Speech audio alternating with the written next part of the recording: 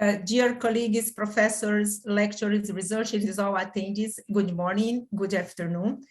I'm Rita Alves, co-chair of the Local Organizing Committee, and I would like to express my sincere gratitude and welcome you to the third SDEWES LA, Latin America, Conference on Sustainable Development of Energy, Water, and Environmental Systems. I honorably welcome our today's speakers, Dr. Reinaldo Judice, Director of the Escola Politécnica, Dr. Julian Mariginis, Scientific Director of the Rcgi, the Research Center for Greenhouse Gas Innovation, Dr. José Carlos Mierzo, Head of the Department of Environmental Engineer at the Escola Politécnica USP, Dr. Nevin Duit, President of the SDEWES Center, Dr. Paulo, Professor at the Department of Applied Physics at the Institute of Physics at USP. The SDEWES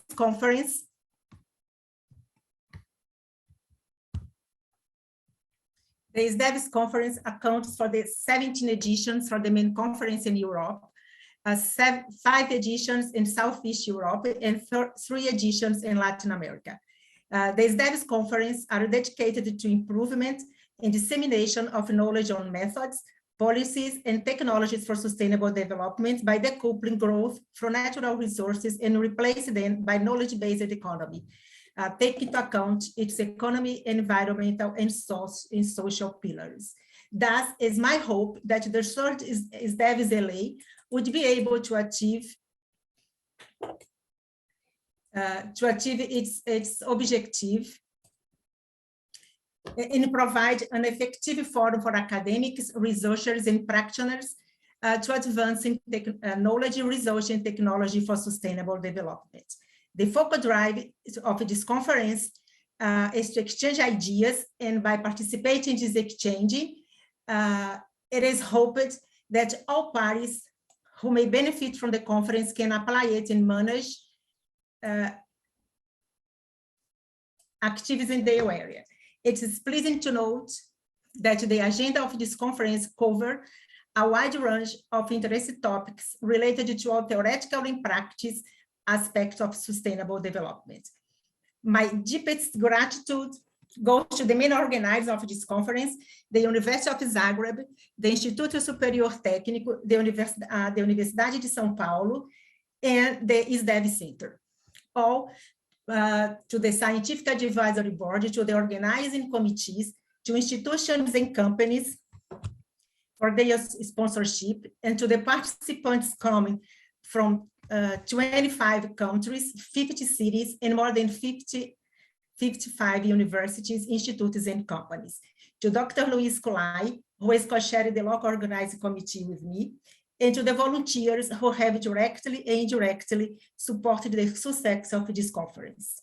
The committee has organized a vibrant scientific program, including lectures and discussion panels, and worked hard to present high respect and internationally notorious speakers to lead it.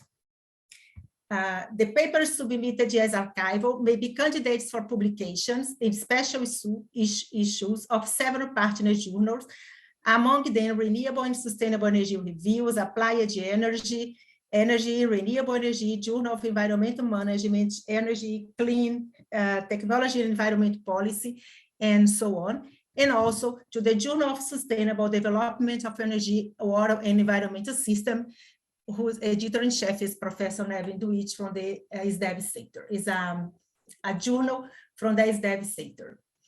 At least,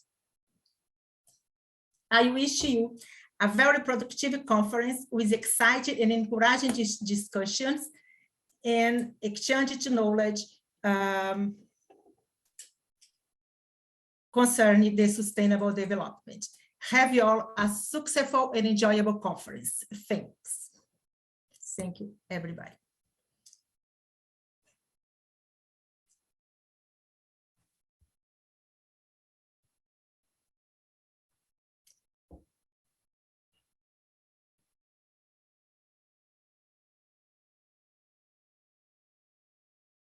Professor Dr. Reinaldo Judice to give the welcome in name of this Polytechnic School. Professor Reinaldo is full professor and currently he is director of the Escola Politécnica USP. He has experience in chemical engineering, with emphasis on chemical reactors, working mainly on mathematical modeling, process simulation and optimization, chemical reaction engineering, polymerization reaction engineering, and he is also editor-in-chief of the Brazilian Journal of Chemical Engineering and member of the advisory board of the main funding agency in Brazil. Professor Reinaldo, please. Thank you, Rita, for the kind introduction. Good morning, everyone. I'd like to express my great pleasure to take part of this opening ceremony, and I'd like to congratulate all the participants and speakers of this third Latin American Conference on Sustainable Development of Energy, Water, and Environmental Systems. Sustainability is now clearly a fundamental part of all engineering activities, and energy and water are fundamental basic needs for the humankind, and you are now challenged to produce and distribute and provide these needs while preserving the environment and the planet. This year, actually next month, our Polytechnic School is completing 129 years of existence in education and research in a broad range of different branches of engineering.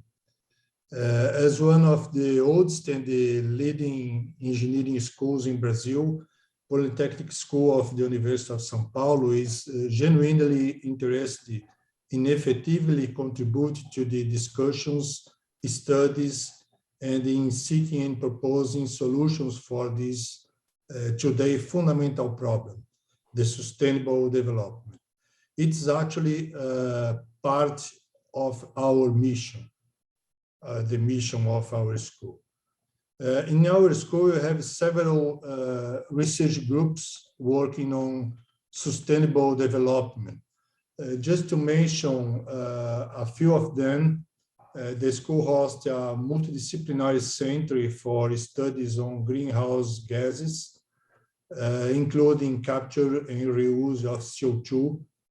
This center is the Rcgi, and you will have opportunity to know more about this center during the conference. This center was originally sponsored by FAPESP, the State of São Paulo Research Foundation, and by Shell, and now is being also sponsored by many other companies, especially those linked to business in oil extraction, petrochemical processes, and energy. We also have another important group working together with companies to develop more eco-efficient materials for construction to reduce the carbon footprint related to the production and use of cement and concrete. We also have several groups working on treatment of wastewater, in particular facing the problem of persistent pollutants, remediation of polluted environments in soil, water, and air, and groups working on improvement of life cycle assessment tools. Polytechnic School is very proud to take part of the organizing committee of this conference, and I would like to congratulate all my colleagues, professors, staff, and students of the Polytechnic School who are involved in the organization of this conference. I'm sure that this event is joining the best science that can effectively contribute to the state-of-the-art of the innovative technologies to address many of the current problems in sustainable development. I wish you an excellent conference with fruitful and inspiring discussions. Thank you. Thank you, Professor Reinaldo Judici. Now the next speaking, Dr. Julian Mariginis. Dr. Julian Mariginis is full professor of applications in principles and mechanical engineering at Escola Politecnica, USP. He is scientific director of the Rcgi, the Research Center for Greenhouse Gas Innovation, hosted by USP and sponsored by FAPESP, the São Paulo Research Foundation, and Shell Brazil. Professor Mariginis is author of more than 130 published scientific papers. He has coordinated research projects sponsored by Petrobras, Shell, and Embraer, and other important companies in Brazil. He was awarded as a full member of the Academy of Science of São Paulo State. Professor Julio. Well, thank you very much, Rita. And I'd like to welcome all of you, and I'd like to thanks the organizers of this conference. And I have a short presentation, Rita. Can I just put the short presentation? Yes, for sure. Yeah, can. And then it's really a pleasure to be here. And as Professor Reinaldo Judes just said, we are in a very particularly important moment in the history of mankind or humankind. It's better to say now humankind, and the focus of this conference is exactly related to the point to give solutions to this main problem nowadays that is going to affect the whole humankind for the decades to come. That's climate change and things related to sustainability and all chemical engineering process and so on are the key answers to that problem. Well, I don't know if you can see the first page of my presentation. Can you see? Yes. Yeah. Then what Professor Reinaldo just mentioned, our center, and our center is a center devoted for research in greenhouse gas innovation, greenhouse gas and innovation, and focus on the reduction of emissions of such gases. And then what we have for that, this is just what I said. And when you think about reduction of greenhouse gas emissions, Brazil can play a very important role. And what we intend to do is to try to help the Brazil and the Brazilian government and the Brazilian society to achieve our NDCs, the nationally determined contributions for climate change. And then how we work? We work in a triple helix model. And in this triple helix model, we have academia, industry, and government. Academia, as José Reinaldo mentioned as well,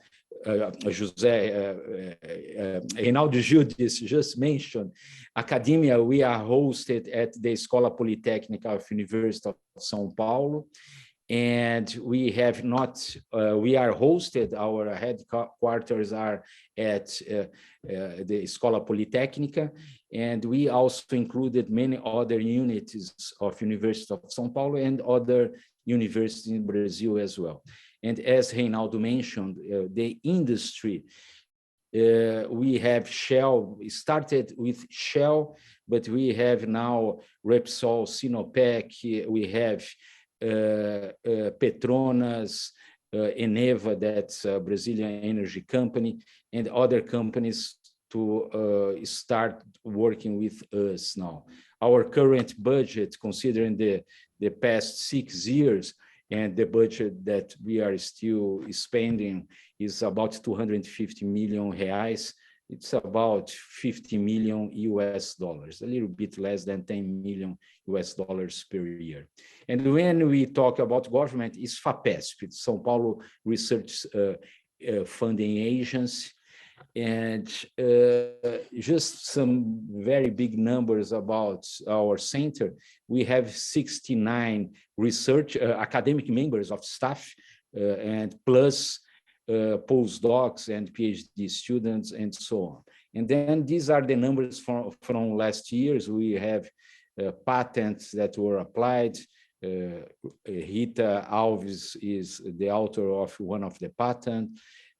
people from University of São Paulo also are inventors of other patents that have been filed, and more than 500 papers in conference, more than 300 papers in research journals. This is in the past 5 years.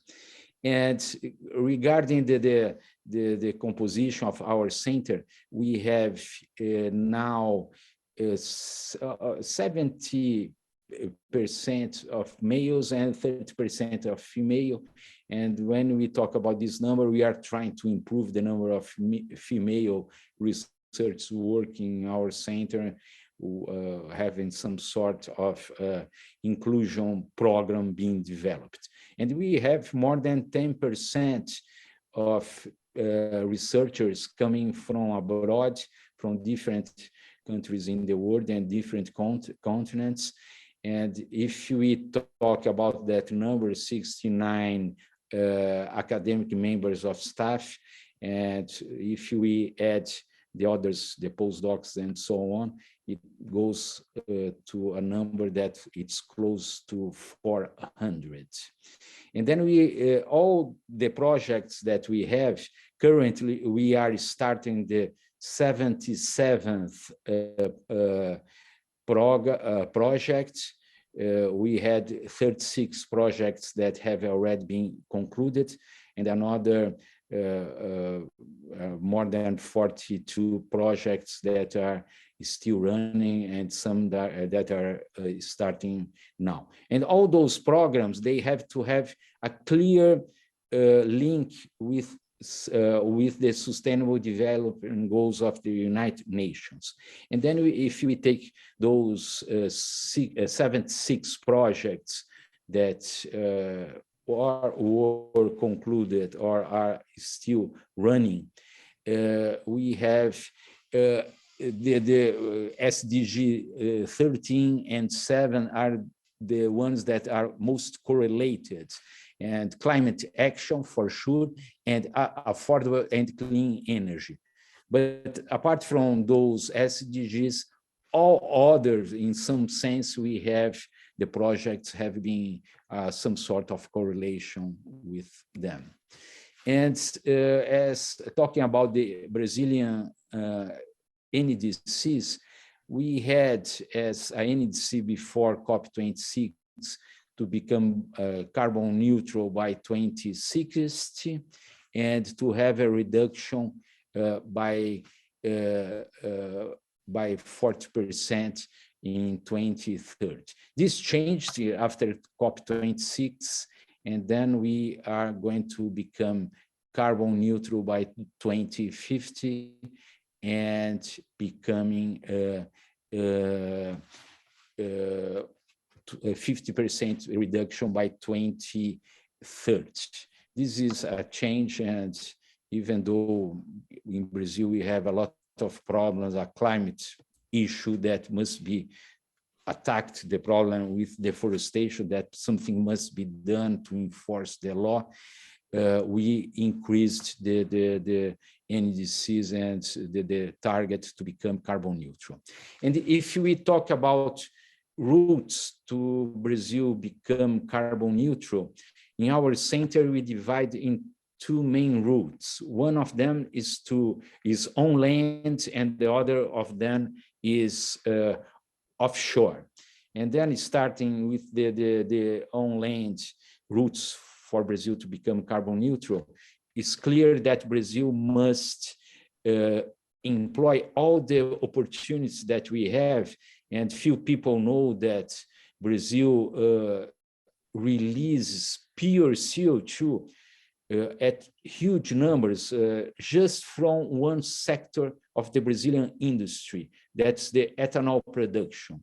And ethanol production emits about 40 billion tons of CO2, and that's a CO2 that's completely clean, pure CO2 at this rate that could be used for CCU applications, for CCS on site.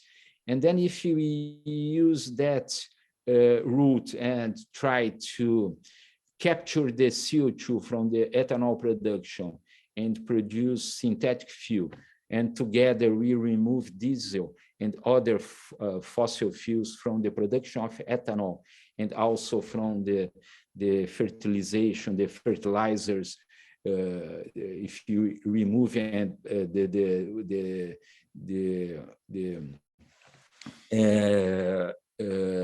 fossil fuels from the fertilizer production, if you remove all of that and use that CO2 that's released from the production, we can even have a slightly negative ethanol being produced in Brazil. Can you imagine if you drive your car and in reality you are not emitting CO2, but somehow in the global sense, you are helping to store CO2. And this is one of the routes that we do. And our center is split in 5 different programs: NBS, nature-based solution; bioenergy, carbon capture and storage is the 2nd program; CCU, carbon capture utilization is the 3rd program; greenhouse gas, and the advocacy. And what I just said in ethanol, there are projects in NBS to increase the rate of CO2 that's captured in the soil. If you just see the projects that we have in BECS, is exactly what I just mentioned, the example of ethanol. Together with CCU, we have projects to use that pure CO2 for other use, pure CO2 that is not like flue gas. And at last, the greenhouse gases and the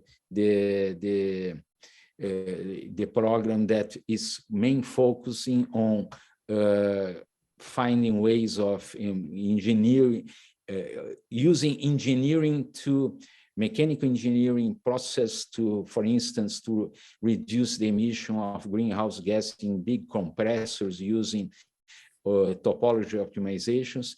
And another extremely important, and is the biggest project at Rcgi, that's a project to map the balance of CO2 and methane emissions in the Amazon forest using different means, using data from satellites and data from, for instance, from towers in the Amazon forest and other devices, sensors, small sensors to detect, and then in real time give the mass balance of CO2 and other gas emissions.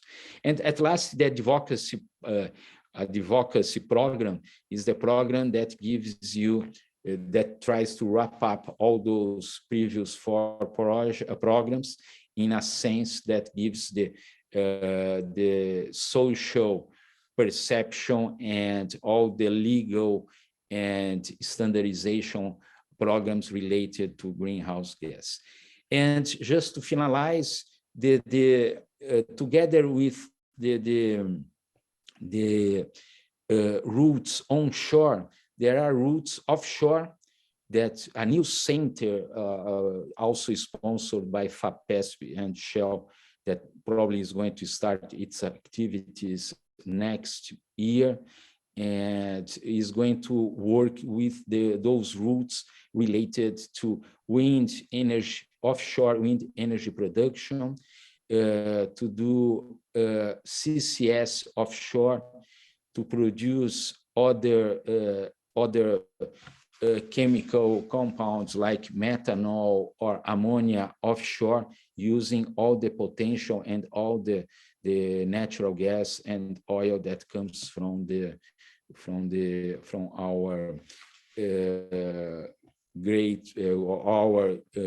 huge oil and gas fields offshore of the Brazilian, in the Brazilian basin called pre-salt basin, that's in the state of Espírito Santo, São Paulo, Rio de Janeiro, Santa Catarina, and Paraná.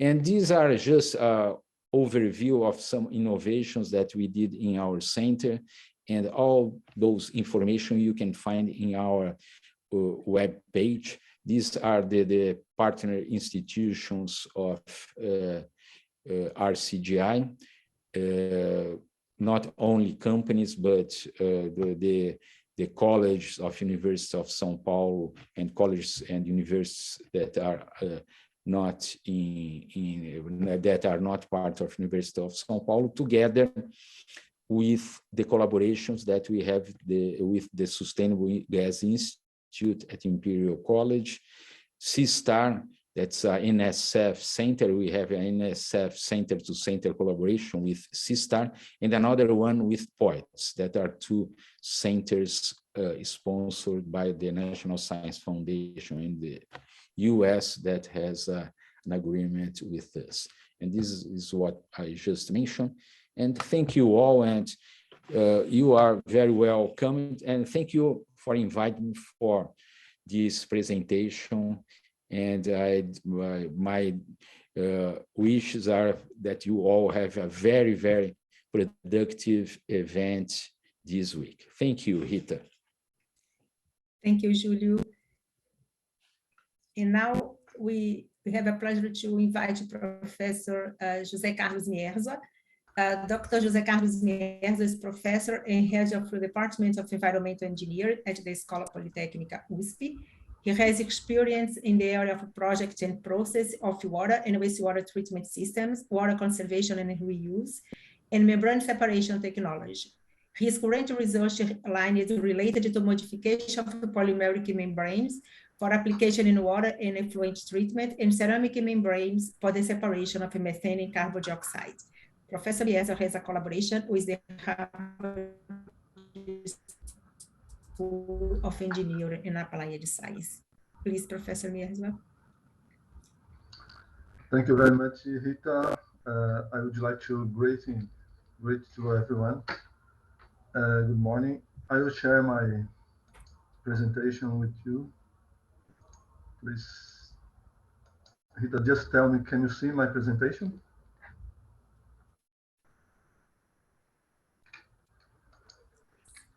Rita, can you see my presentation now? Yes. Thank you very much. Okay, so as Professor Reinaldo mentioned, a very important issue that we have now around the world, and mainly here in Brazil, in the metropolitan region of São Paulo, is water scarcity. And one of which is one of the problems that we are focusing on our research. And now I will talk about the potable reuse as a strategy for coping with water scarcity in the world. Of course, I will give you some overview about the problems of water scarcity. As everyone knows, water is a very important material to develop our world, and also to supply the demand for the people who needs water. And this is becoming a very challenging problem because of many things. The cities development with the increasing of water demand, and also the problems related to the change on water precipitation profile. So you can see here in this picture two situations. The largest one is the indication of drought in many countries in the world. You can see in Europe, Africa, and even South America and North America, that the drought is a severe problem that can limitate the water use. And here in this small picture, you can see the points where water stress is a reality. It means that the people are suffering with water stress. And in Brazil, even if you have having a lot of water, maybe roughly 12% of the superficial water in the world is available in Brazil. However, the distribution of this water is not equal in our country. which is pretty much the same in many countries in the world. So the scarcity problem is a very big problem that should be dealt for moving or having solutions for these problems. And what are the options for coping with the water scarcity? Of course, the main strategy is water conservation. So water conservation is the main thing that people should think about. So improving the process efficiency and also developing new equipment that can save water. Of course, many industries in the world have developed a lot of hydraulic device that can use less water, and this is maybe the priority that should be applied. Even in industry, the process should be improved in order to reduce the water consumption.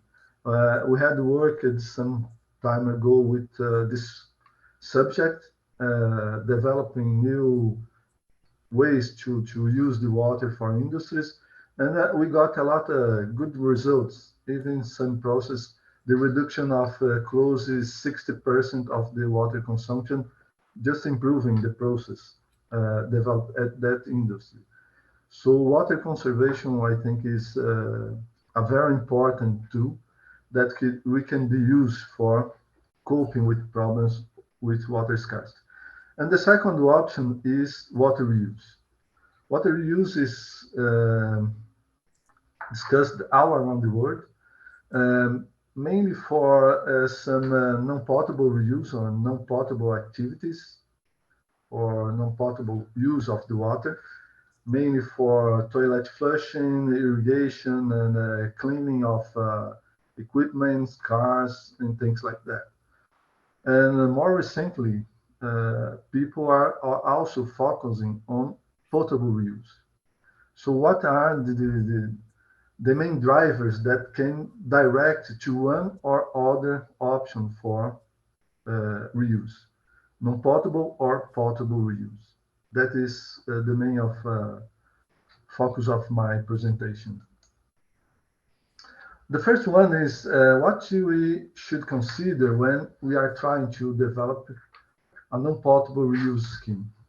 I think that the main issue is that we think if it's possible to implement a comprehensive water reuse scheme for non-potable use.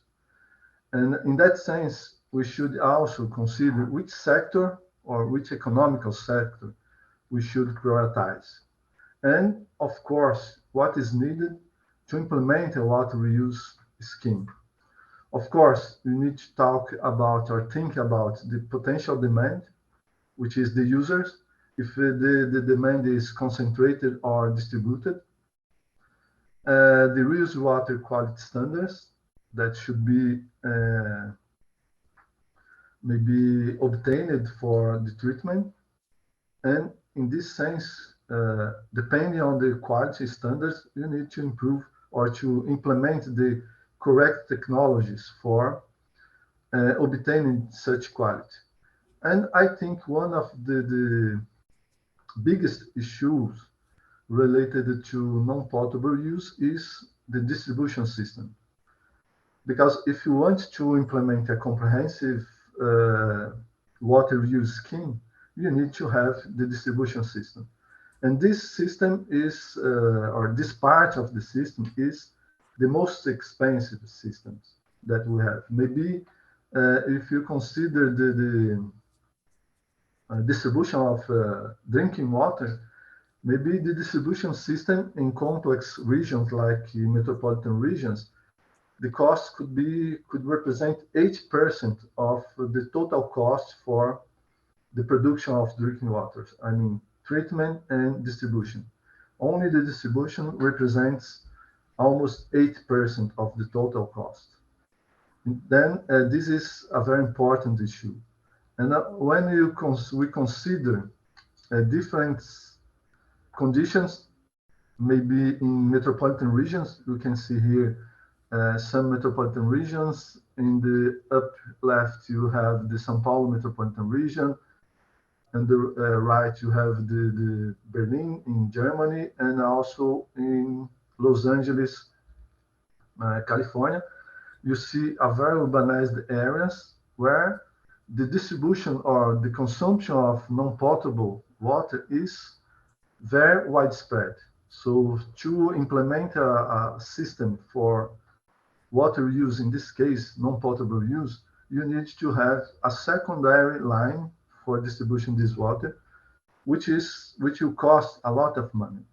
In that sense, we also need to think the other possibility. I mean, the potable use.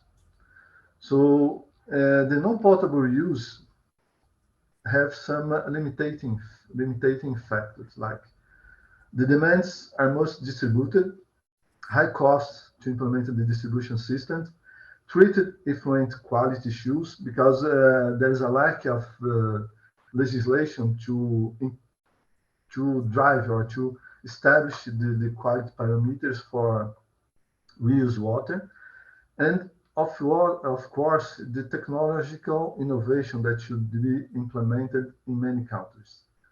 So these are, of course, non-potable use can be applied for some case. We have here in Brazil and also around the world, there's a lot of examples of non-potable use schemes, but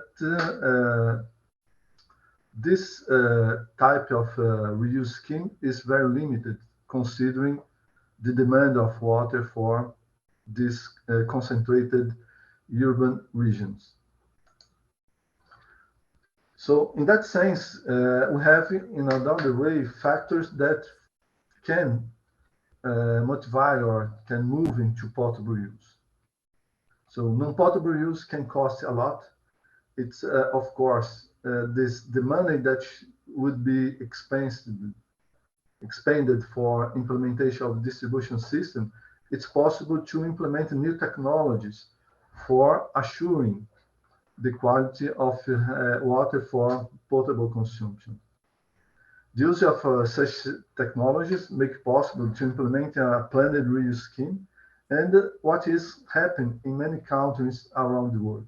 It started maybe in Africa in the 60s, last century, and it widespread around the world. Mainly, we have nowadays many countries around the world that implemented potable use scheme for coping with the water scarcity problems. So here we have two news about this. So Texas led the way with the first direct potable use facility in the United States. And we know that the United States is very stringent, have a very stringent legislation about the environmental issues, and also for the safety of the people who will consume the water. So they had authorized this kind of water use scheme. And also we have other areas around the world that can make or are turning wastewater into drinking water.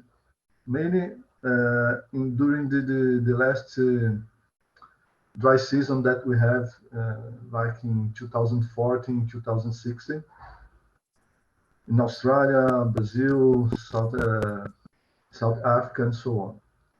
So this is a process that can be used for reducing the problems associated with the water scarcity. So what are the options that we have for potable use scheme? Basically, there are two options. The first one is the undirected potable use. In the case that you use a reservoir as an environmental buffer, just to characterize the wastewater, the treated wastewater. And of course, we have the direct potable use. The direct potable use is divided in many other subclasses. So you can just inject the treated wastewater in the raw water pipe that will supply the treatment plant, or even in the treatment plant in the pipe of the treated water, and of course in the distribution system. Which one is the best options? Of course, it depends if in the place we have a reservoir close to the wastewater treatment plant to just deliver the reuse water, and of course in many regions that you don't have the reservoir to work as a buffer, the options would be the direct injection of the reused water into the distribution system. So each one has advantages and disadvantages, which should be considered case by case in each country or each regions that have problems with water scarcity. Here we have some examples of water reuse, potable reuse, direct and indirect. As I mentioned, the first one is from the beginning of the 60s, last century. And also you have one which is the most commented, which is the Windhoek in Namibia, who reuse direct reuse water since 1969. This system was updated in 2002 to include new technologies. But if you can see here in this table, in the next table, most of the process treatment or the arrangements for production of water use, mainly direct or indirect potable use, is membrane technology, considering microfiltration, reverse osmosis, advanced oxidation process, and of course the final chlorination. This is the scheme that has been established for producing safe water or safe potable use water. Other examples you see here is from 2016, and nowadays we have a lot of new projects being implemented for coping with the problems of water scarcity in these world. Since this process have been succeeded well along the time, the World Health Organization decided to publish a guideline to orient many countries or regions that want to implement water reuse or potable reuse schemes. So, but for implementation of potable reuse schemes, you have some incentives associated to the quality of produced water by treatment structures. Of course, many contaminants that are not regulated by the current legislations, and of course, the need for the development of a specific regulation for potable use in each country. So this is, I think, the most important issue that should be overcome by the countries that want to implement this kind of options for coping with water scarcity. So, of course, potable use have a lot of factors that are favorable to it. So the increasing of water scarcity problems around the world, risks associated to unplanned potable use. The potable use already occurs in many countries because in many cities just catch the water from the reservoir, use the water, treat this water, and then release the water to a water body that is used for any other city for producing drinking water. This is, of course, a way of potable use, but it's not planned. And of course, there's a lot of risks associated with it. And finally, we have also well-succeeded potable use examples all around the world. And finally, the development of international guidelines by the World Health Organization, which occurred in 2017. So now, most of the countries that want to move for potable use can just use the guidelines published by the World Health Organization, which is the same entity that publishes the guidelines for potable water or drinking water that is adopted in many countries around the world, even in Brazil, by the health ministry. And this is a very good source that people can use to planning a way to reduce the water scarce potential in the region using potable use option. Of course, there are some key messages for implementing potable use. Of course, I will not read all of them, but one of the most important is that the potable use represents a realistic, practical, and relatively climate independent source for drinking water, because independent of the climate, you have water. People will use water. Of course, you have sewage to treat and, of course, produce drinking water. There is another issue related to the complexity of the system to produce the water with the quality necessary for potable use, and a need for a framework for controlling this structure for producing water use. It's not a easy task, but is a possible task to be adopted for many countries that are facing water scarcity problems. One of the things that the WHO requires is the use of water safety plans, which is a very specific strategy to control the quality of the water that will be provided to or for the population. And this water safety plan is based on the multiple barrier concept, which means that to implement a lot of strategies for controlling the quality of water to be supplied for the population. It means related to the water source, I mean the quality of the sewage that can be used for producing drinking water. We should prioritize the use of domestic sewage, the implementation of water quality standards, the implementation of technologies for the treatment of this kind of water source to produce drinking water, and of course all the needs for monitoring and to control the collection of the final wastewater that will be produced.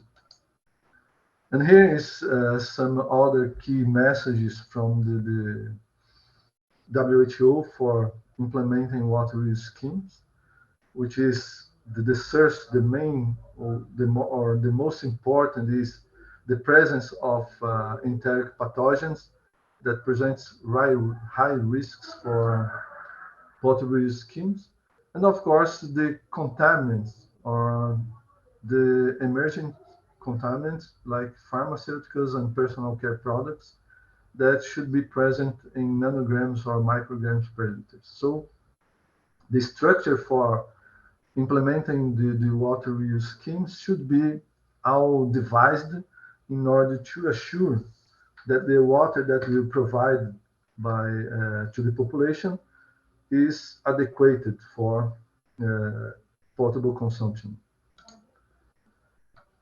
So in that sense, we have these key elements. So reuse water source, prioritize the use of domestic and commercial wastewater, assure the use of adequate wastewater treatment technologies, use of additional treatment technology for assuring the removal of specific contaminants, the establishment of an adequate monitoring program, to adopt effective incident management and communication programs, and of course, independent regulation and control.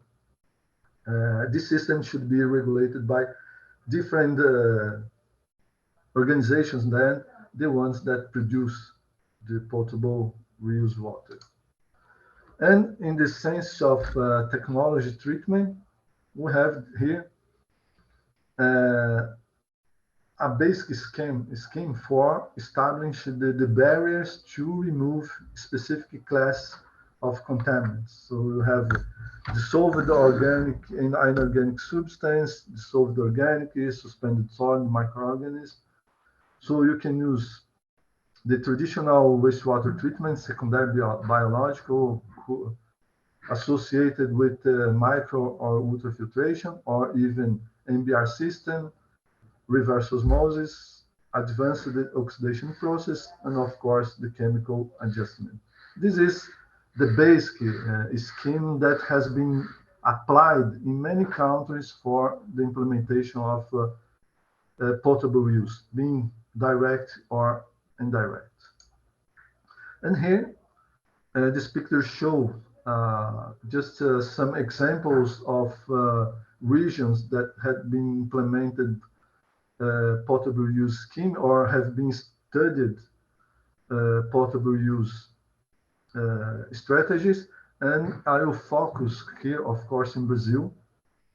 So I'll have you have two examples for reuse studies, one for indirect potable use and another one for direct potable use. And then one, I'm almost finished my presentation. I present the study that we developed for the Sanasa company, which is a sanitation company in the Campinas city here in São Paulo. And it is a demonstration process for direct potable use scheme. So Sanasa has a wastewater treatment plant based on MBR technology, where you can see here a picture of the system. So you have the pre-treatment of the sewage, and then the treatment, which is composed by an oxygen reactor, the biological reactor, and the membrane tank. That's the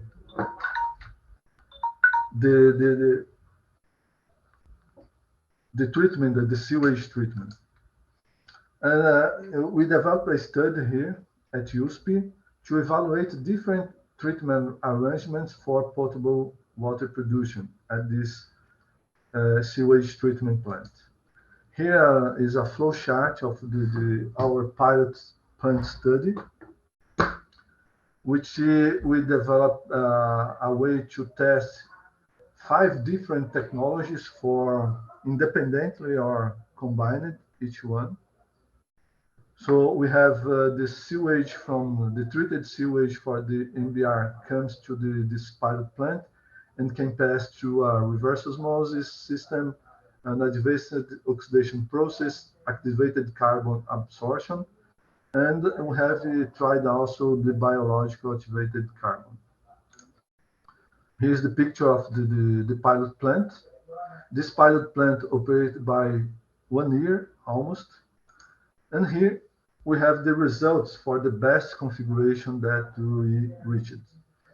So in our study, even the treated sewage from the MBR system is almost adequate according to the Brazilian legislation for potable water.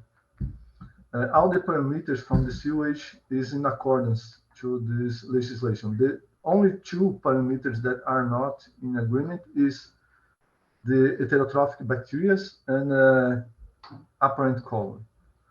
Most of the other constituents are in accordance with the Brazilian legislation for potable water.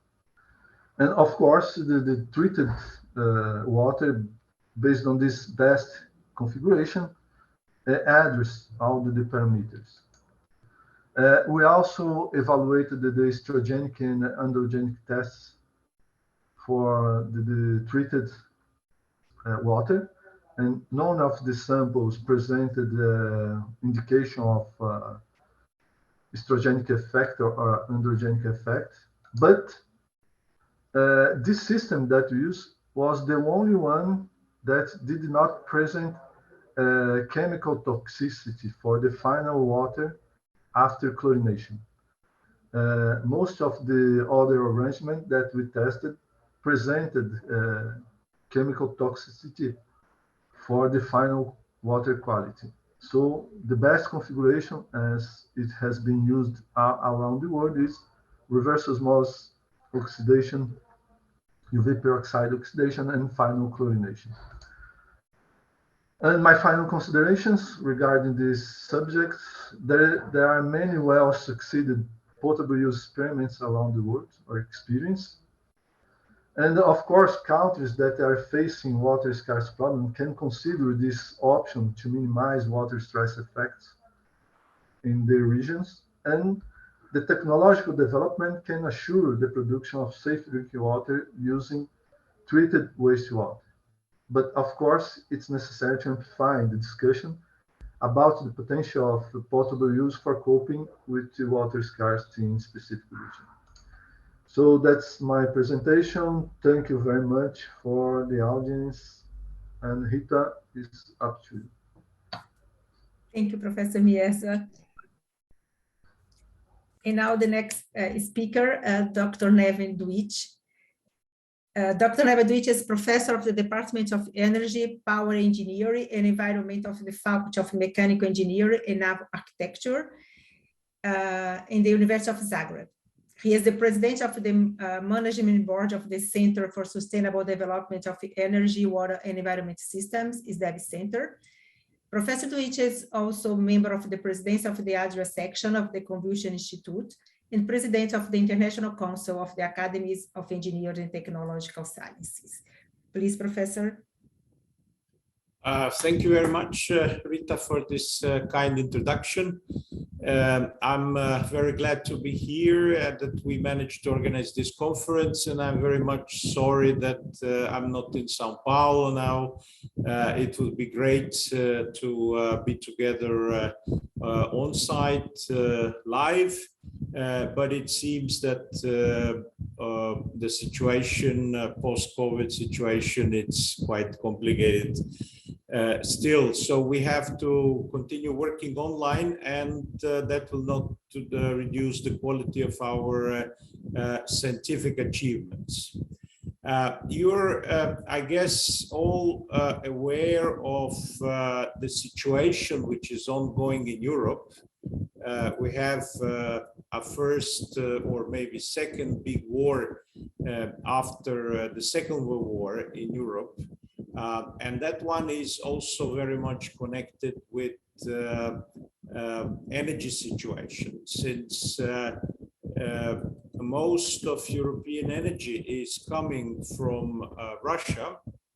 In 21, 40% of its gas was imported from Russia, 27% of oil, 46% of coal, and also nuclear fuel is coming mainly from Russia. Around 20% of uranium is coming from Russia, plus 19% of it coming from Kazakhstan through Russia. So we are very much dependent on Russia, and since we are supporting Ukraine strongly in this war, we have started a regime of sanctions against Russia. Coal and oil will be phased out by the end of the year. Gas is more complicated. We don't think we can really quickly phase out Russian gas, but there is a very big chance that Russia will try to instigate riots in Europe by closing down supply of gas. So the question is what Europe can do in this difficult situation. It's clearly not a situation that we were not aware of. security of energy supply would tell us that we should not import all the fuel from one source, that we should not import more than manageable and easily replaceable part of fuel from one country. But on the other hand, Russian gas was much cheaper than other gas sources, so we were happy to develop this dependence. What can we do about it now? If we look at our dependence, we can see that on the left side is how much oil each of the European Union country is importing. We can see these are quite big quantities, and on the right side it's the share of consumption of oil. We can see Europe doesn't have significant own production of oil, and Russia is relatively close. Other sources of oil are quite far away. So it was logical to import quite a lot of oil from Russia. On the fortunate thing about oil is that only a relatively small part is coming by pipelines, which are difficult to replace. We have enough infrastructure to receive oil by sea. So oil will be relatively easy to replace by the end of the year. The problem of gas supply vulnerability is much higher. The red countries are the ones that don't have enough of storage, and also they depend significantly on gas imports. So this is where we can expect that problems will appear potentially the next winter. Some of these countries like Finland and Estonia have already stopped importing Russian gas. Finland is not very much dependent on gas at all, so they will probably manage to replace it by LNG imports. But some of the countries in Central Europe may be quite in difficult situation. If we think how shall we replace around 150 billion cubic meters of gas imports from Russia, we can replace around 50 billion cubic meters by increased LNG imports. So that's 1/3. Then we can increase pipeline imports by 10 billion. We can switch on coal power plants to replace some of the gas power plants. With that way, we can replace around 22 billion. We could not close down some of the nuclear power plants. Belgium and Switzerland have already decided to extend for a few more years all nuclear power plants that should have been shut down. And Germany is pondering would they close down the last 3. But as we can see, this is only a very small part. It's only 12 billion cubic meters. Then we can switch to oil and oil derivatives using them in gas units. It's only 6. We could increase a bit production in nuclear power plants, which are now quite a lot in downtimes, but that's also quite a small one. So we can also switch to renewables more quickly. The problem with renewables is that you cannot really switch very quickly to them because there is need to prepare projects, to build projects, and only then they provide replacement energy. Around 9 billion cubic meters could be replaced by biomass and biogas, increased use of biogas and biomass.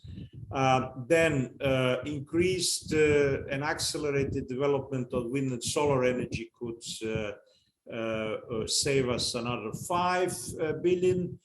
Switch to heat pumps 1.5, solar panels on roofs 2.5, increased production of biomethane 1.5, and then we have to go into some savings. We will have to reduce temperature in our homes for 1 to 2 degrees, and 1 degree can give us around 14 billion cubic meters.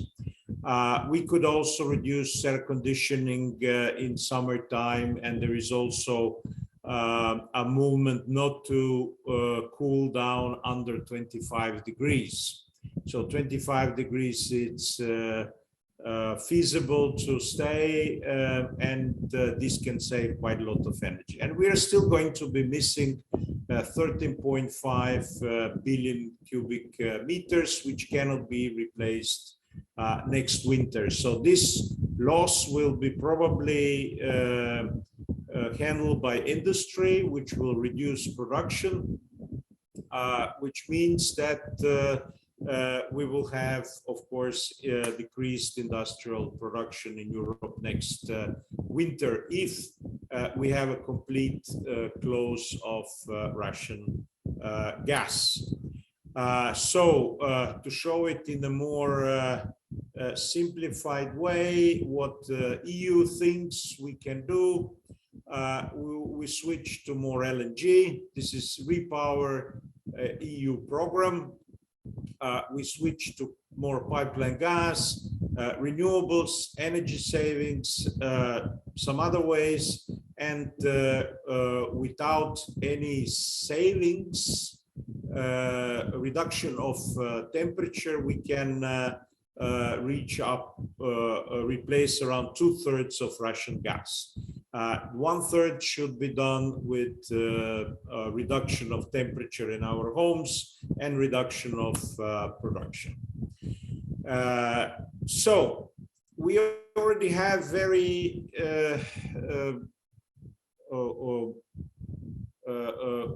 very strong program for reducing greenhouse gas emissions in Europe.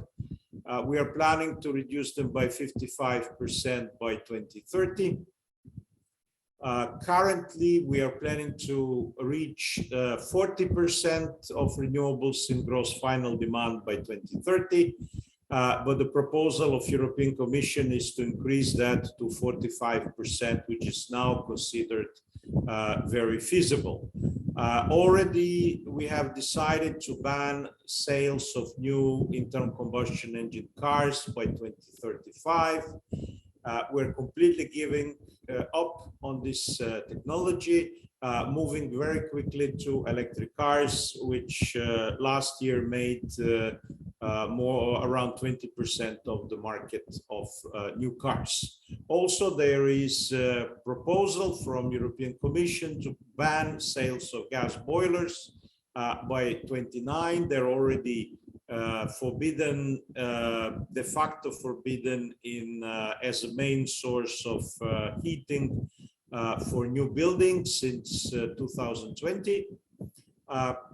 European Commission is pondering on solar roof obligation, and it has decided to finance 40 gigawatt of electrolyzers by 2030.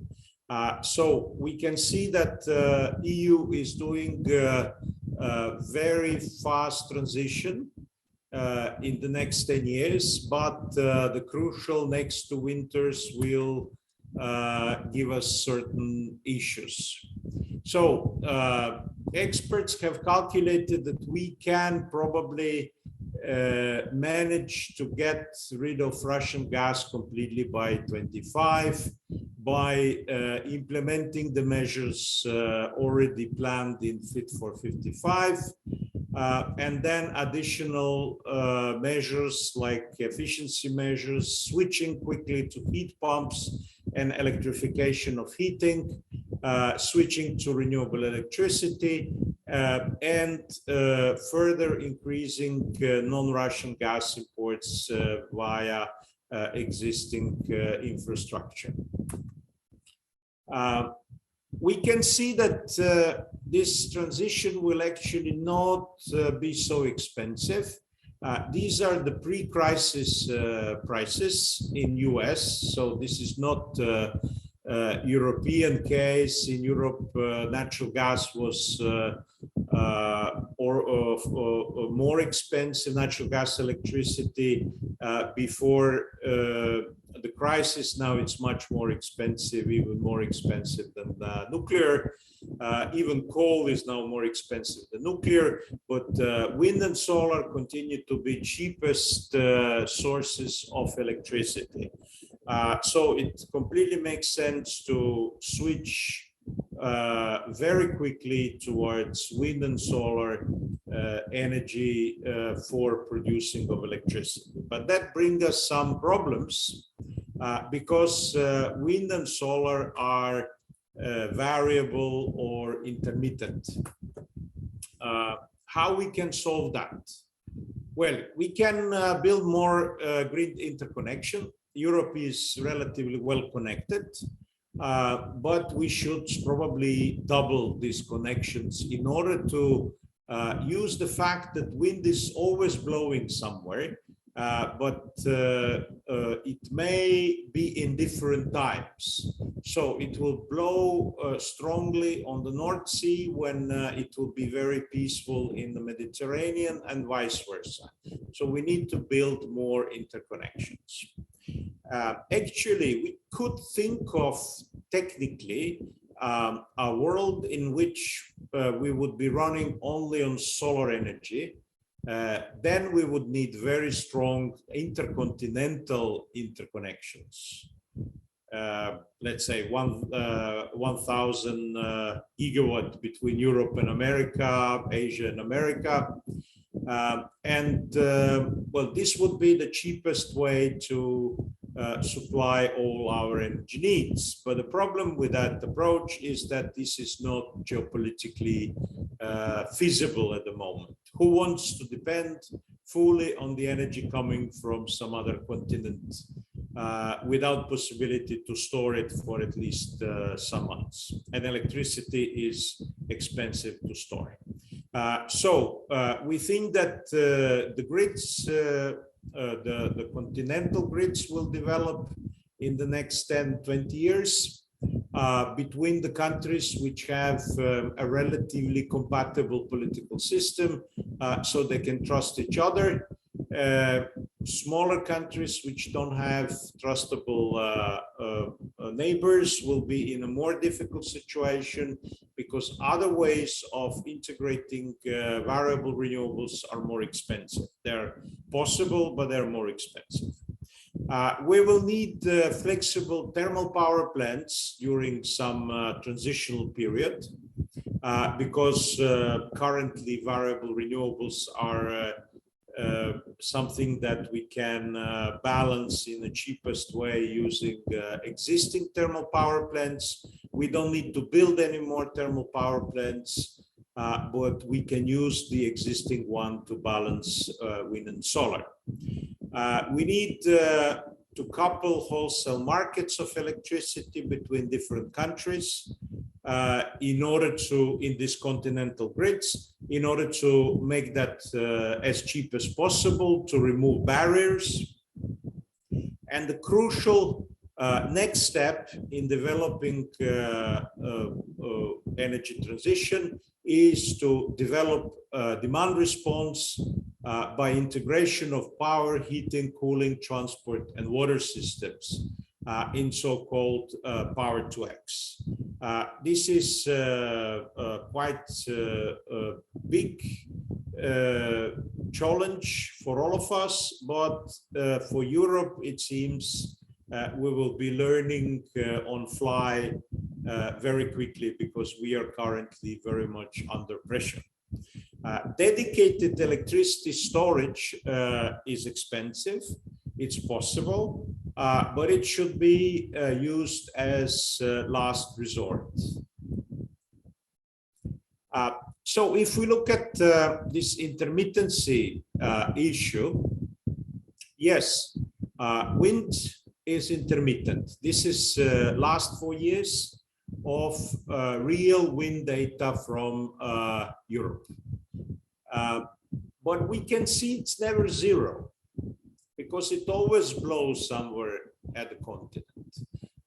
So that means if we actually build enough wind so that we can cover the electricity demand with this base load level, or the red line level of wind, then wind can actually satisfy all our electricity needs. And the question is, how can we economically use the excess of wind above the red line?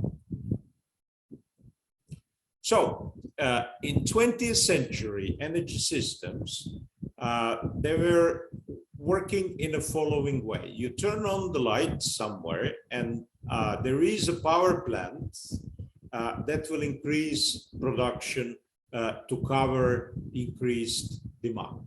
So supply was following demand. In 21st century energy systems, we will have to turn that around. Demand has to follow supply, because supply is something that is variable and that depends on meteorological conditions. For that, we need to have smart energy systems that allow for using electricity when we have it and not when we want it. Of course, everyone wants to watch TV championship game when it's happening. So there are certain types of demand which are time critical, but there are many other types of demand which are not time critical, like charging your car batteries or heating or cooling your house or office. There are also some things which we cannot electrify easily. We are thinking about road freights, trucks. They might go on electricity if we electrify roads. Short distance delivery trucks will for sure go on batteries. Longer distance trucks, if they're electrified on batteries, they will have to stop relatively often because of low density of energy density of batteries. There are other options for trucks: hydrogen, electric DME, which could be used in diesel engines, or electric LNG, which could be used in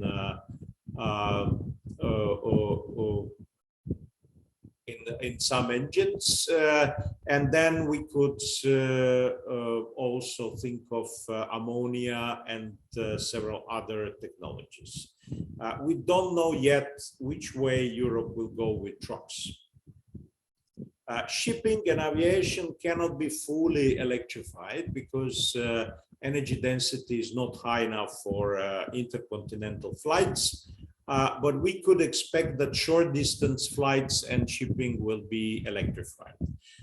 Europe has started moving long distance shipping and aviation into new fuels. Aviation will go into the mixture of sustainable aviation fuels, which will be produced from waste biofuels.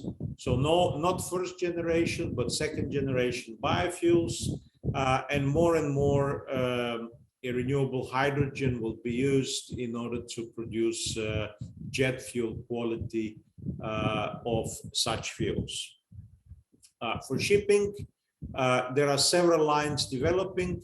Most probably it will be ammonia as a carrier for hydrogen, which will be used in long distance shipping.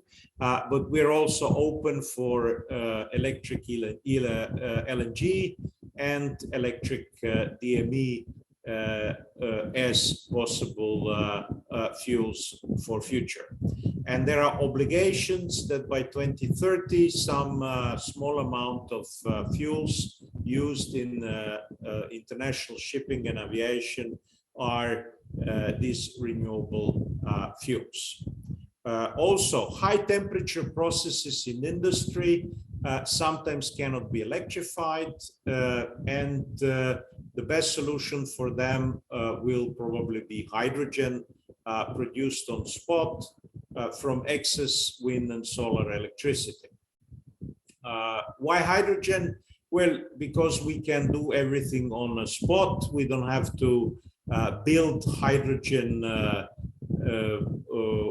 infrastructure as we should build it for transport, which seems to be quite a difficult task. So for industry, in industries in which we don't need carbon fuels, we can use hydrogen. In industries where we will be needing carbon fuels or feedstocks, in that case, we will probably need some kind of carbon fuel based on carbon capture and utilization. Also, we will need backup for possible winter windless weeks. That might happen. I have shown that in the last 4 years they didn't happen on European continent, but they still could happen. And we have to have backup for such situations. And possibly hydrogen, if we manage to store it seasonally, might play that role. Or if not, it might be e-methane. That all makes around 20% of energy demand. So all these hard to decarbonize sectors. And biomass in Europe can sustainably be used for approximately half of that. In some other countries and areas, there is more sustainable biomass, but Europe is extremely densely populated, so we see around 10% of energy demand can be sustainably satisfied from biomass. The rest will be covered by synthetic or e-fuels, including hydrogen, ammonia, e-LNG, e-DME, e-methane, e-methanol, etc. So let's imagine that we build much more wind and solar than we actually need. This is a curve from previous year of actual wind and solar production on daily basis, and it is increased several times over the demand. The red line is legacy electricity demand. To show that we can actually build enough wind and solar in order to cover all our legacy electricity demand. But then we have probably around 2/3 of wind and solar electricity which are excess to what we need in the power system. What can we do with this excess of electricity? Well, we could electrify transport. This is already happening. We could electrify heating. Heating is quite a significant demand in Europe. Around 40% of final energy demand is used for heating. So we can valorize wind and solar in this way. And then we are going to stay with still 1/3 of electricity, which will be excess, and we can convert it to hydrogen. And we can use this hydrogen for industry and for production of synthetic or e-fuels for heavy transport. In this way, Europe can, by 2050, or hopefully even faster, manage to fully switch to wind and solar. Of course, we will not do that because we have quite a lot of hydro, geothermal, biomass, and all possible new energy sources. We will probably stick to some nuclear, which is of course clean, but a bit expensive. So in that mix of energy sources, Europe can become reasonably independent, but the problem is space. And some countries which are really densely populated and have quite a lot of industrial production and therefore quite high energy needs, might have a space issue with wind and solar. That's why we are also thinking about possibility of importing part of the hydrogen from countries where hydrogen is cheaper to produce.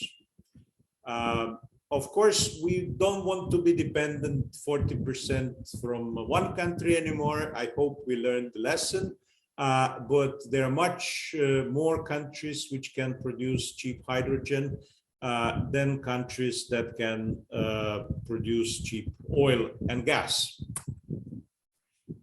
If we look at wind share in electricity demand already achieved in 2020, we can see that some Brazilian states are really at the top of the world. They're not independent states, of course. So, so one can say it's not the same thing, but Rio Grande do Norte is as big as my country, Croatia.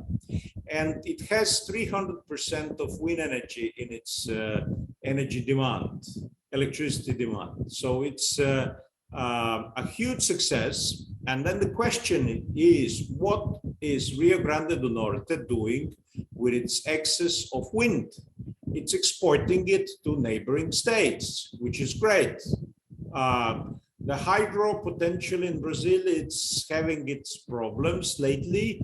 On one side, on the other side, demand in Brazil is growing because it's still getting richer. So there is need for more electricity. But Nordeste is very rich in wind potential, and I'm sure that other states will develop this export capacity.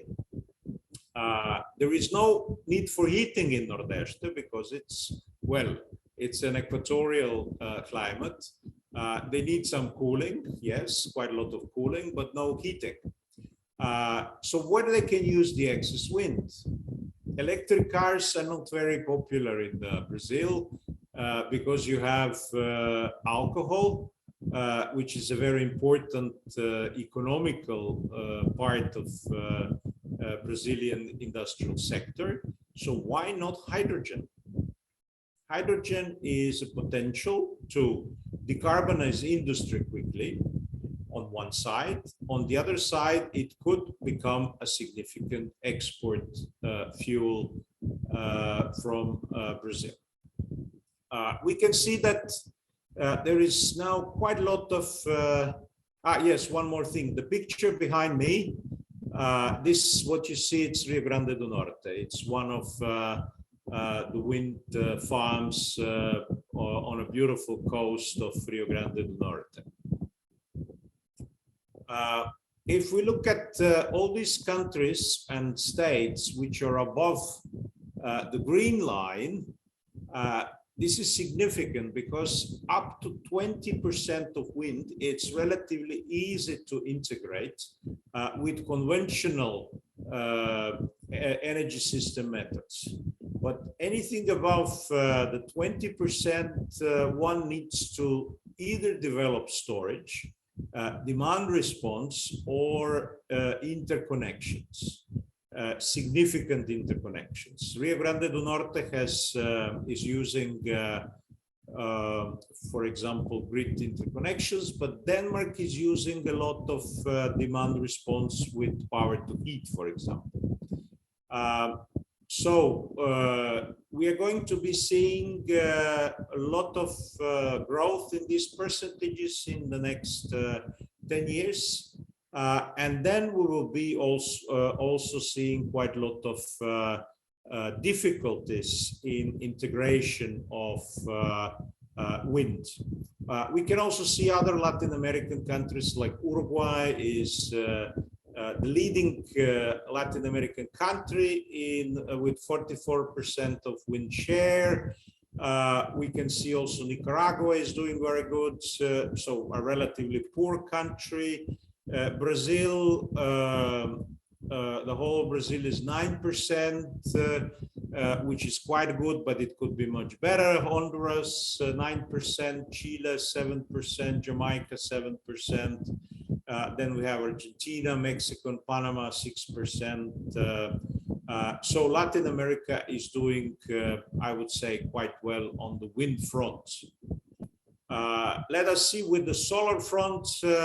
We can say that it's easy to integrate up to 10% of solar energy. Above the 10%, we are reaching some situation which is usually called duck curve, meaning that during the summer day, we cannot integrate all of solar energy into the power system. So we have to develop some kind of demand response. We can either store this energy into the cooling system, we can charge electric cars, or we can produce hydrogen. And we can see that some very poor countries are actually leaders, like Honduras and Yemen. On the other hand, we have already 100% solar country, which is a very small island state, Tokelau, small 3 islands. So solar battery systems are coming. We'll be seeing more of that. California with 16% as a large state with quite a lot of demand.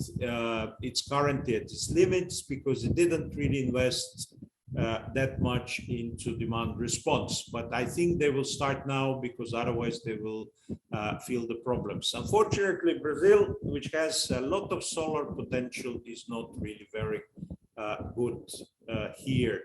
And generally, apart from Chile, which is 9%, Latin America is not really using its solar potential. And as we have seen from the curve, from the beginning, solar energy is now the cheapest electricity what you can have. A few more words about options for heating. In Europe, there is a strong push to use hydrogen for heating, but does it make sense? So if we use electricity directly for heating and cooling with heat pumps or with COP3, then to cover 5 petawatt hours of heating demand in Europe, we need 1.6 petawatt hours of electricity. We are currently producing, well, in 2015, 2.5 petawatt hours. But if we produce hydrogen and then we use that hydrogen in gas boilers, we need around 9 petawatt hours, so around 6 times more. If we produce e-methane and use it for gas boilers, we need 10 times more primary electricity. It doesn't really make sense, whatever the gas lobby says.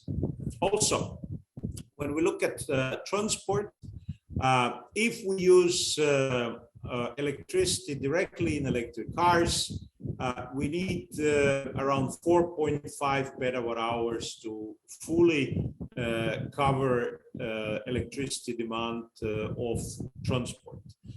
If we go through hydrogen, we need double that.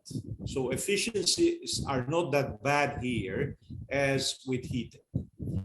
And if we go through some kind of e-fuel, we need 24 petawatt hour, or some like 6 times more than electricity.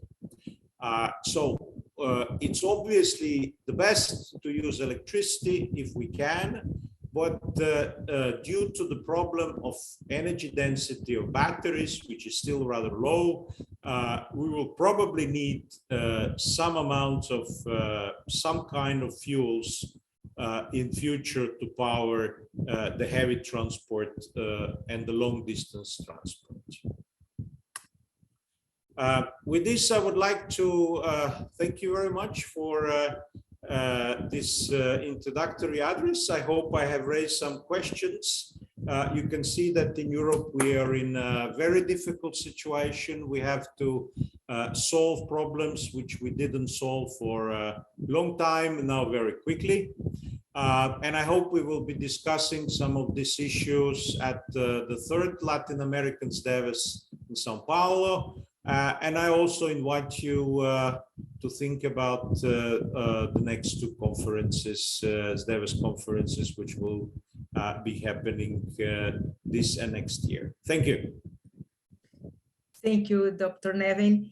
And thank you very much to all speakers for these addressing lectures, Professor Julian Mariginis, Professor José Carlos Mierzwa, and Professor Nevin Dwight, for the very interesting, informative, and relevant presentations. All the talks were particularly appropriate for this challenging time we have faced concerning greenhouse gas emissions, water conservation, and energy transition.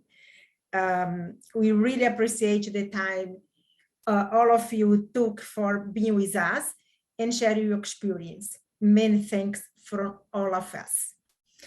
And now we are passed for the next talk. It's a Marco Ban with some technical information for us. Marco Ban, please. Thank you, Rita. So hello, everybody. Welcome to the third conference, Latin American Conference on Sustainable Development. Sadly, we have to organize it this way since, well, the situation was what it was. Since there is some time, I will just quickly explain why we do it like we do it, and talk something about the rules of the online conference. So basically, since the whole COVID situation started a couple of years ago, we also changed our way of organizing conferences to go fully online. And we had a couple of conferences to iterate through and find out the best model for everything. Well, the one question is why we don't do it fully online with Zoom. Well, we tried it in one conference. It wasn't fully online on Zoom. Some parallel sessions, regular and special sessions were held through Zoom, and it proved to be pretty exhausting both for speakers and for attendees, because we had a couple of hours in succession on Zoom, and we saw that people were quickly losing focus, and we also felt like a Zoom exhaustion, and we basically find out that this mode of having some events held live through Zoom and the rest as an online platform proved to be the winning combination, because first you have an option to watch every single presentation on the conference, which is like an added value. It's one of the, well, I would say not many advantages of having an online conference. So you can basically watch every single presentation that was submitted to the conference. I just before we had this opening, I just went through all the videos that were sent by authors. So we have like 20 hours of presentations to watch. So if you divide it by the three days that the conference will be officially open, there's well, a lot of it's almost like you're on a live conference in person. So there's a lot of material to watch, and Unfortunately, what we are missing is the social aspect of the conference, the small talks between the sessions, and this is basically the huge downside of having the conference run in this way. As for the rules for this conference, let me just share the presentation, the slide for this. As I saw, most of you are already starting to watch the videos on our online platform. You all received a link, an invitation, a basic set of rules, a document with instructions on how it works. It is quite straightforward. Anyone who has watched the YouTube videos before knows basically what's it all about. The papers are divided into sessions by their topic. You can watch papers or presentations in your own pace. You can binge watch it for consecutive 10 hours, or you can watch it with breaks. What is important here is that there is a limit to the timing of when the watching will be available. So we will keep the videos available for watching until Thursday. So until the it will be past the closing session on Thursday, so until midnight Brazilian time, until when you will also be able to ask the authors questions through the comment section below each video. As I said, unfortunately, this social aspect of the conference is something that is difficult to really create in this way. So the only way to make it work is for the participants to engage as much as possible by asking questions to other participants using comments, and also the participants are required to respond to any question. So you can also post a comment, so it doesn't have to be a question, but the questions are what basically counts. And to give a small incentive to this part, so is some of the most active participants will receive a certificate for their activity and basically their contribution to the conference. Of course, every day I will send the links to the Zoom, so we don't clutter up the inboxes. I will send every day an email with the information on how to connect for the live event for the next day. So in a couple of hours, you will receive the links for for tomorrow's invited lecture and the panel. And also, I will send periodical notifications to authors who did not respond to the questions. Know that in some cases, I mean, it's all done automatically. So in some cases, it doesn't. It might not be a question. It might be some comment that you don't need to be reminded of. So be patient, and I'm sorry up in front for it. And also the links for the live events are also available in the comment system as when you log in. So 5 minutes, I think, before the event starts, the link will be there. If you forgot to delete the email with the information, and that's pretty much it. I mean, I can also only invite you to be active, to engage, to watch the presentations, to ask questions. There are some questions already online. I can only say that not many Brazilian participants are asking questions, so the local guys should also jump in and make it more lively. And also for the Zoom sessions, I mean, unfortunately, well, most of us are quite familiar with Zoom in the past couple of years. So all the events will have an option to engage through chat, Q&A. We will not have Zoom live sessions conducted through as a meeting. It will all be webinars. So use the chat option and also Q&A. And also, as I wanted to say, also one of the benefits for asking questions, what we experienced in the past period when we are holding this the conferences this way, is that the quality of questions is immeasurable compared to the live on-site events, because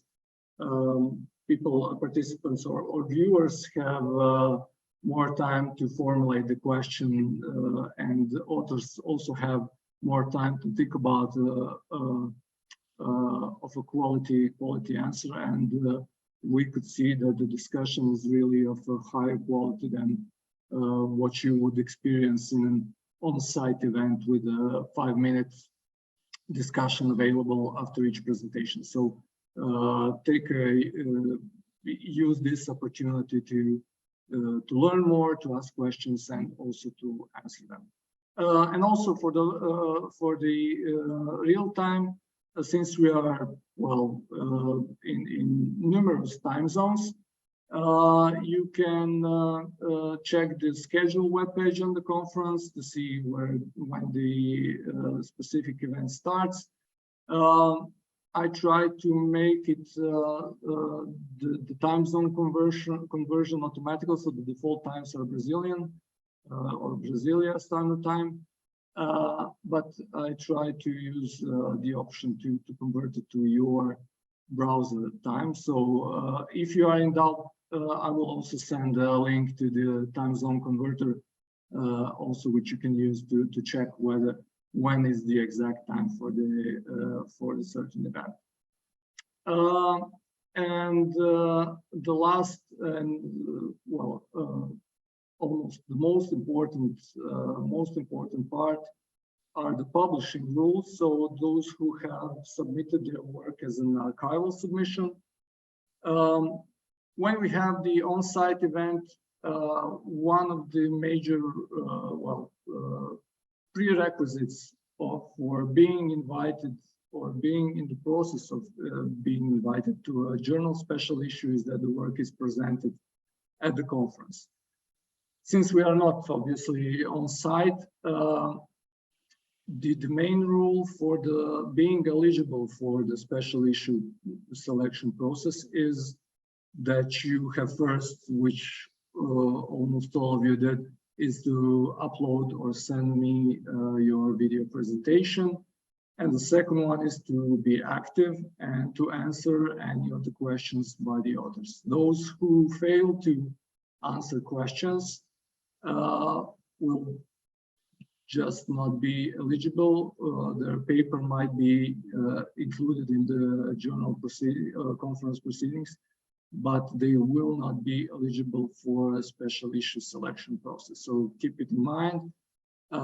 Every time somebody posts a comment to your presentation, you will receive a notification email with a link, direct link to the specific comment, which you can click and then answer through the platform. So this is the only way we can track that you have addressed the question in an appropriate manner, and which pretty much I would say is not the hardest part on your side is done. So you have created the presentation, you have uploaded it, it's on the platform. So now all you need to do is be polite and answer the question you have been asked. Also, I will periodically send reminders to those who have not answered the questions for, I don't know, 12 hours or so, just to remind you, because sometimes, okay, the emails end up in spam folders, and you can also check the log into the platform. If you have some pending issue, you have a small bell in the header to remind you on this, so that there is no way that you can miss anything that is required from you. Also, come back to the closing session when Professor Dujic will have more information on the post-conference situation with the special issues.